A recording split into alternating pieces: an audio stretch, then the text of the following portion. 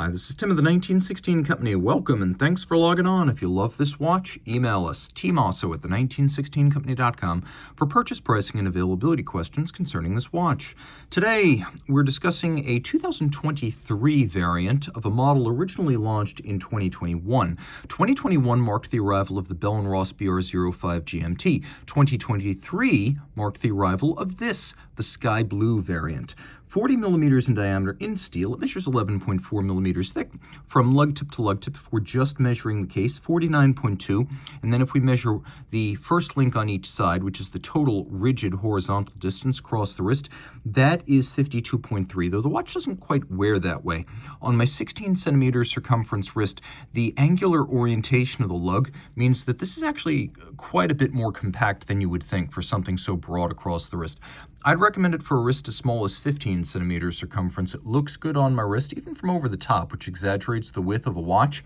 And with a stepped case flank and a sub 12 millimeter thickness, it will fit underneath the cuff. It's a very solid watch, too, as Bell & Ross watches tend to be with well-made bracelets, cases, and clasps. There's a solidity here that imparts the feeling of a more expensive timepiece.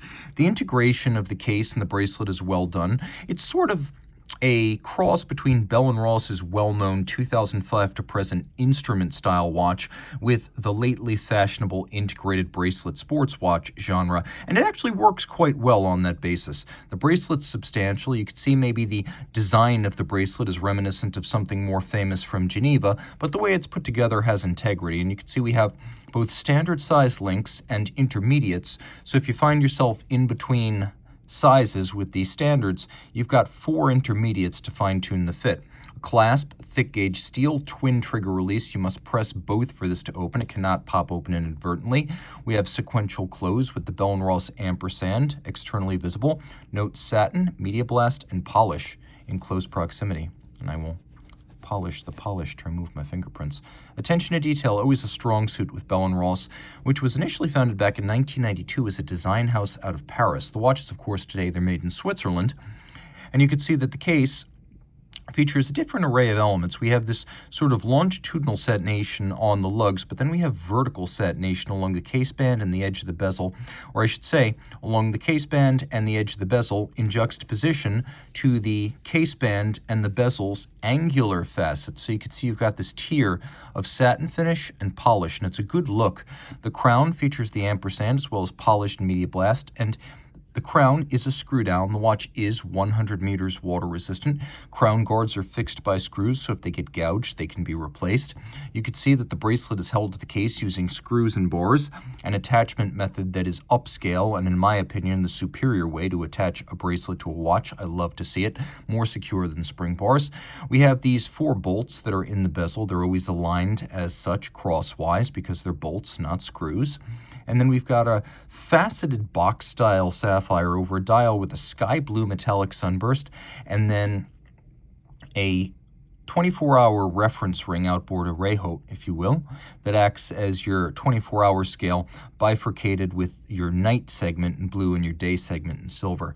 So let's do a quick loom shot. You can see we've got indices, hands, as well as tri-Arabic numerals, 12, 9, and 6. Let's take a look at how this watch glows. Glows quite well, and it is significant that the second time zone is luminescent. Now, you can't see the scale against which to read it, but you can approximate. Also, it has a unique feature born of the underlying architecture. So this movement is the BR0325, which is Bell & Ross's generic name for an ETA 2893 or a Sellita SW330. Same basic architecture. There is a joule count difference. The ETA is 21 joules. The Sellita is 25. So though Bell & Ross doesn't advertise it, you can see on this movement it's the 25 joule version. So it's the Sellita SW330. But what I was saying about that architecture is that is one of the few dual-time movements, being based on the 2892 with the dual-time function. It retains the 2892's quick-set date, a feature you generally don't have on dual-times. Most of them, like the Rolex GMT, force you to spin the local hour hand to set the date. Here you get a true quick-set, as well as the ability to accelerate and rapidly set the 24-hour secondary independent time zone. Pull the crown out all the way, you activate hacking seconds. Automatic winding with bidirectional winding action. This movement is 4 hertz. 42-hour power reserve. Turn it all over, and you can see What I mean when I say 25 joules, it says that right there. So the 25 joule variant is the Sellita, but you can also see from the splayed spokes rather than straight spokes on the balance that this is a top grade, which is one step down from chronometer and the second highest available. Caseback is good looking, though perhaps not overly animated. Combination of media blast, polish, and satination on the rotor, and the rotor does cover most of the movement, though you can see the mass is on one side only. Combination of an eccentric regulation screw with Edicron for beat error and fine timing adjustments. It's a very high-grade movement that should give good service in this versatile timepiece. So reach out to Team Mosso at the 1916company.com for purchase and pricing details.